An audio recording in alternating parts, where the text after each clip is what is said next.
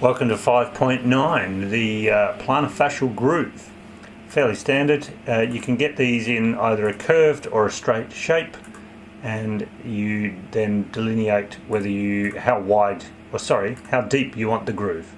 Okay, 1 mil deep up to whatever you want, 10 mils or even maximum allowable. Right. A good indication here is if you're used to doing polypropylene devices. The fascia groove and the depth of the groove will innately create the same depth on the other side of the device, so on the plantar surface, which tends to increase the stiffness in the medial arch. Remember that. So the fascial groove will increase the stiffness in the medial arch of the device unless you tell us otherwise.